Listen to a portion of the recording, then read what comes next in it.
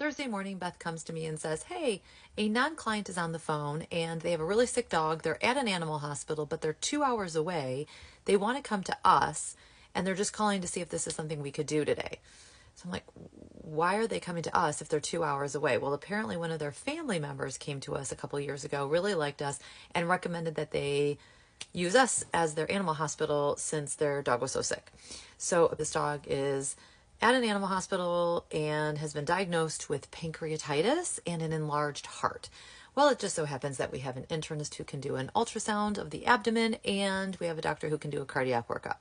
So I say, well, it sounds like that's a good fit. They should head on over. So Beth's like, are you sure? It's a very busy day. We got a lot going on and you already have a lot of stuff on the books. And I say, no, I really think we need to help this dog.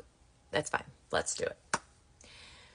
They arrive and the dog is so sick that we have to use the gurney to bring him in. At the front door, as they are crossing the threshold into our animal hospital, the dog's mom kisses him on the head and said, in case I don't get to see you again, I love you. Okay, so I have no medical history. The animal hospital they're coming from did not send anything over. That's no shade. They were busy, I'm sure, as well. But I have nothing. I have a very distraught family. I have a dog who is sick enough that he has to be on a gurney to come into the animal hospital. And I have the paper copy of the lab work that they have just done this morning. That's what I have. Okay, so they gurney the dog into radiology and immediately go into motion, right? Placing an IV catheter, doing their TPR, doing all their things. I'm following them. I'm behind them trying to process the lab work. I look at the chemistry panel and I am like, stop. Everybody stop. Back away. Everyone take turns going out.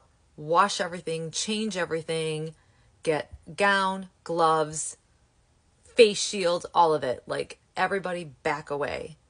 I spent 3 seconds looking at this lab work and I immediately know that this dog has to have leptospirosis. I've seen enough lepto cases in my career that I can pretty much diagnose it based on lab work and how they look. There's just a certain appearance about how incredibly sick they are. So once everybody is in appropriate PPE, we place a urinary catheter because leptospirosis is transmitted through urine. So I want to immediately be able to collect that before it goes anywhere. Okay. We start, fluid therapy. I do my exam. We do all the things. We're triaging, we're intervening, we're providing care. We get him set up and I finally have a chance to talk to mom and she confirms that the dog has never been vaccinated for leptospirosis. And my heart sinks because I know how this is going to unfold. But despite knowing how this is going to unfold, I still have hope. Maybe we can fight this. I mean, he looks terrible.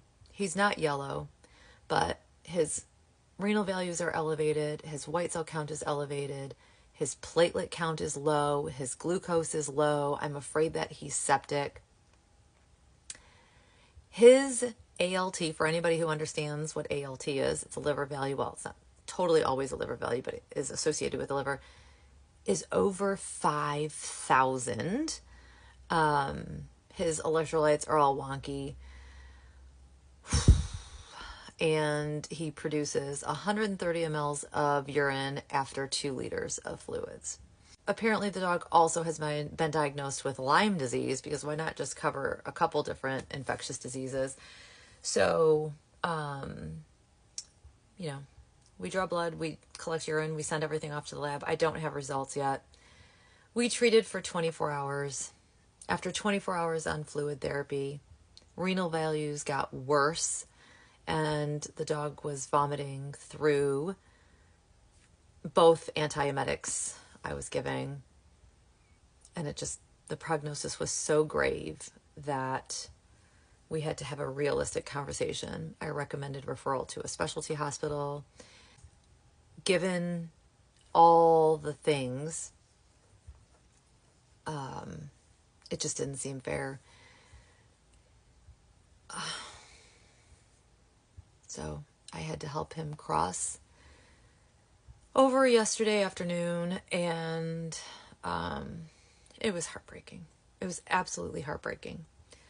So I beg you, please vaccinate your pets.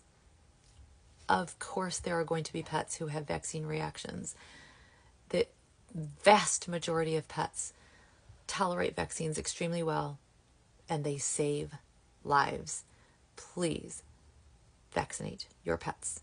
And if you are somebody, veterinary professional or not, who is on social media or in your own personal life, make blanket statements about vaccines or toxins or don't vaccinate your pets because it'll kill your pets, please just, you are contributing to what just happened at my animal hospital.